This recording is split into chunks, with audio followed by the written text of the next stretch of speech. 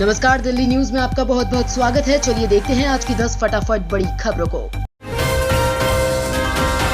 राज्यसभा में कल लाया जा सकता है दिल्ली सेवा विधेयक। केंद्र सरकार कल राज्यसभा में दिल्ली सेवा विधेयक ला सकती है। एक आधिकारिक सूत्र ने बताया कि दिल्ली सेवा विधेयक कल राज्यसभा में आएगा। विधेयक पर चर्चा के बाद उसी दिन शाम को विधेयक को पारित करने के लिए मतदान कराया जा सकता है। सूत्रों ने यह भी बताया कि वरिष्ठ कांग्रेस नेता अभिषेक मनु सिंघवी विपक्ष की ओर से बहस शुरू कर सकते हैं। सनद रहे प्रशासनिक सेवाओं पर नियंत्रण से जुड़े मामलों में सिंघवी ने ही सुप्रीम कोर्ट में दिल्ली सरकार की ओर से पैरवी की थी। कपिल मिश्रा को भाजपा संगठन ने दिल्ली उपाध्यक्ष पद की जिम्मेदारी सौंपी। भारतीय जनता पार्टी नेता कपिल मिश्रा को शनिवार को दिल्ली भाजपा का उपाध्यक्ष नियुक्त किया। राज्य के भाजपा अध्यक्ष वीरेंद्र सचदेवा ने उन्हें नियुक्त किया। वहीं इस नियुक्ति के बाद कपिल मिश्रा का पहला बयान सामने आया है। बता दें कि कपिल मिश्रा ने पीएम मोदी, गृह मंत्री अमित शाह और राष्ट्रीय अध्यक्ष जेपी नड्डा का आभार जताया है। कपिल मिश्रा ने ट्वीट कर कहा कि एक छोटे से कार्यकर्ता को इस प्रकार स्नेहपूर्ण अपनाना केवल भाजपा में ही संभव है।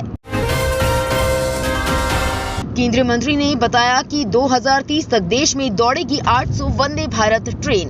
केंद्रीय मंत्री आर.के. सिंह ने मोदी सरकार की उपलब्धियां गिनाते हुए कहा कि हमने न सिर्फ देश के गरीबों के लिए काम किया बल्कि देश को आधुनिक बनाया है। उन्होंने कहा कि प्रधानमंत्री नरेंद्र मोदी का लक्ष्य 2047 तक भारत को विकसित राष्ट्र बनाने का है। साथ ही उन्होंने कहा कि भारत 2014 से पहले जैसा था अब उससे बिल्कुल अलग है। इसके साथ ही उन्होंने बिजली के क्षेत्र में भारत की प्रगति के साथ ही बुनियादी ढांचे को लेकर केंद्र सरकार के कामों को भी गिनाया। साथ ही सरकार की भावी योजनाओं की जानकारी देते हुए कहा कि सरकार का लक्ष्य देश में 2030 से तक 800 वंदे भारत ट्रेन चलाने का है।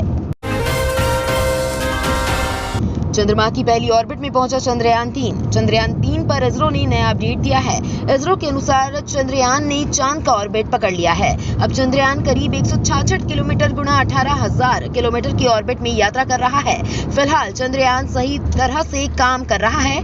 23 अगस्त को चंद्रयान-3 से लैंडर अलग होकर चांद के साउथ पोल में सॉफ्ट लैंडिंग करेगा। इसके बाद लैंडर से रोवर निकलेगा और 14 दिन तक चांद पर रिसर्च करेगा।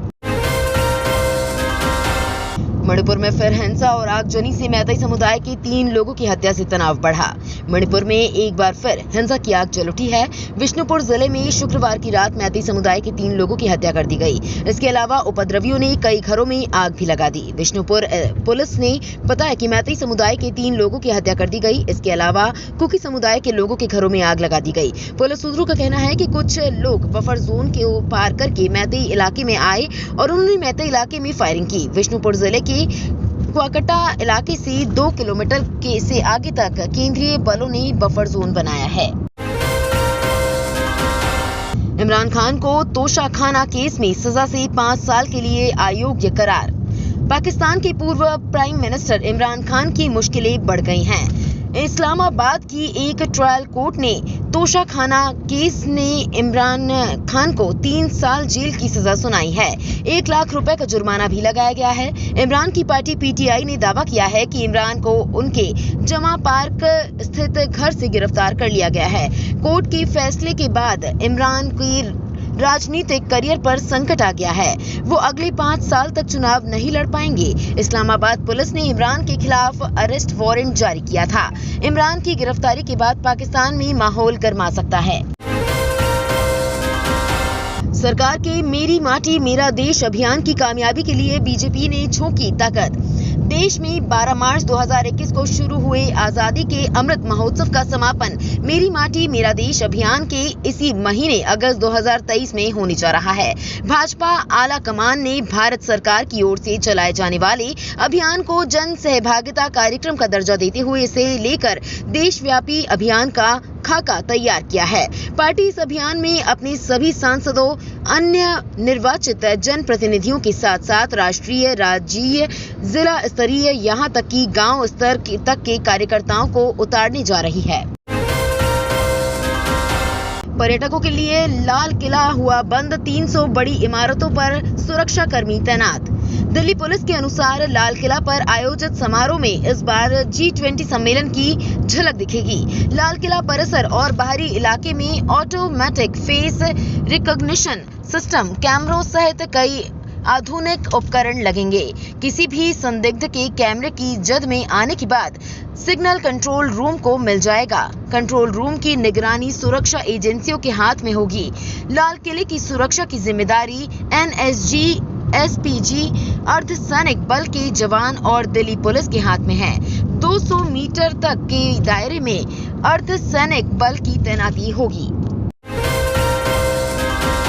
हिंसा प्रभावित नूंह में बुलडोजर कार्रवाई के तीसरे दिन ढहाए गए करीब 24 मेडिकल स्टोर।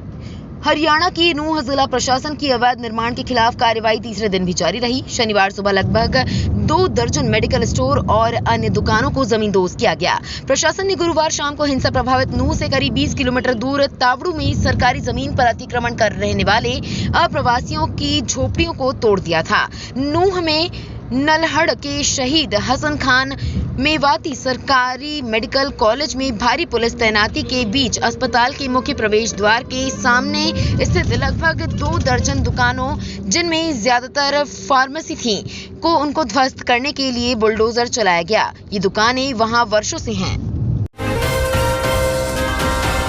MCD ने G20 सम्मेलन के दौरान आवारा कुत्तों की समस्या से निपटने के लिए बनाया खास प्लान। दिल्ली में आवारा कुत्तों की समस्या आम है। आवारा कुत्तों के चलते अक्सर विभिन्न हादसों की खबरें आती रहती हैं। बावजूद इसके आवारा कुत्तों से निपटने के लिए प्रशासनिक स्तर पर कोई गंभीरता नजर नहीं आती है। हालांकि दिल्ली में होने वाली G20 शिखर सम्मेलन से पहले दिल्ली नगर निगम ने आवारा कुत्तों से निपटने के लिए एक योजना तैयार कर ली है। इसके तहत आज से दिल्ली नगर निगम ने एक अभियान शुरू किया है, जिसके तहत दिल्ली के 50 बेहद अहम स्थानों से आवारा कुत्तों को हटा दिया जाएगा। तो ये थी आज की बड़ी खबरें। डेली खबरों से अपडेट रहने के लिए चैनल को सब्सक्राइब करना बिल्कुल ना भूलें। धन्यवाद।